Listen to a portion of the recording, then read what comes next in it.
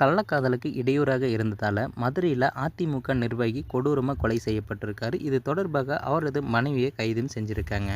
கள்ளக்காதலன் உட்பட 3 பேர் போலீஸில் சரண் அடைஞ்சிருக்காங்க. மதுரை திருப்பரங்குன்றம் அருகே சாமநந்தம் கிராமத்தைச் சேர்ந்தவர் தனசேகர பாண்டி என்கிற செந்தில்குமார். இவருக்கு 36 வயதாகுது.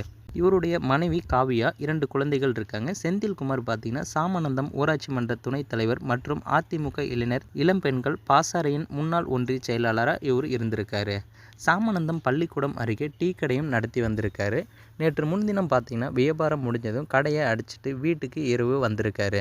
அடுத்த நாள் அதிகாலை நேரம் பார்த்தீங்கன்னா 5:30 மணிக்கு செந்தில்குமார் டீ கடையை திறப்பதற்கு அங்கே போயிருக்காரு. அப்போது அங்கு மறைந்திருந்த மர்ம கும்பல் அவரை அரிவாளால் சரமாரியாக வெட்டியிருக்காங்க. செந்தில்குமாரின் கை, முகம் ஆகிய இடங்களில் அவரை வெட்டி கொலை செஞ்சிருக்காங்க. பிறகு அங்கிருந்த கும்பல் தப்பியும் ஓடியிருக்கு. இந்த கொலை தொடர்பாக எஸ்பி அரவிந்த் உத்தரவின் பேரில் சிலைமான் போலீசார் வழக்கு பதிவு செய்து விசாரணை நடத்தியிருக்காங்க. விசாரணையில் செந்தில்குமாரின் மனைவி காவியாக்கும் அவனியாபுரம் பகுதியைச் சேர்ந்த கார்த்திக் என்பவருக்கும் கள்ள தொடர்பு இருந்தது தெரிய வந்திருக்கு.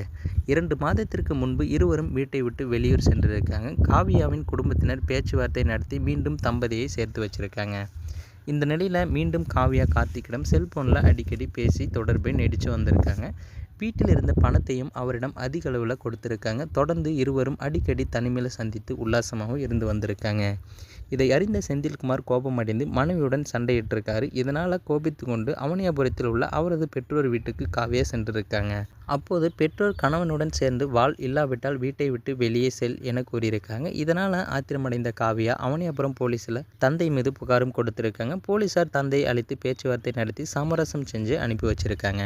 நடந்த சம்பவம் அனைத்தையும் கார்த்திகிடம் கூறியிருக்காங்க. அப்போது என் கணவர் உயிருடன் இருந்தால் நாம் சந்தோஷமாக வாழ முடியாது என நினச்சி அவரை ஏதாவது செஞ்சு விடுன்னு சொல்லியிருக்காங்க கார்த்திகிடம். இதைத் தொடர்ந்து செந்தில்குமாரை தீர்த்து கட்ட முடிவு செய்த கார்த்திக் நண்பர்கள் 6 பேருடன் ஆட்டோ மற்றும் 2 வீலரில் நேற்று முன்தினம் இரவு செந்தில்குமாரின் டீ கடைக்கு சென்றிருக்காங்க. அந்த பகுதியில் மது அவங்க அருந்திட்டு விடிய விடிய அங்கே காத்திருந்திருக்காங்க. மறுநாள் டீ கடையை திறக்க வந்த செந்தில்குமாரை பயங்கர ஆயுதங்களால் அவரை வெட்டி கொலையும் செஞ்சிருக்காங்க. கும்பலை தேடி வந்த நிலையில் கள்ளக்காதலன் கார்த்திக் உட்பட 3 பேர் சிலைமான் காவல் நிலையத்தில் சரண் அடைஞ்சிருக்காங்க. பிறகு காவியா கைதும் செய்யப்பட்டிருக்காங்க. கள்ளக்காதலுக்கு இடையூறாக இருந்த கணவரை கள்ளக்காதலனுடன் சேர்ந்து திட்டம் தீட்டி தீர்த்து கட்டிய மனைவியால் மதுரையே பரபரப்பான சூழ்நிலை ஏற்பட்டிருக்கு.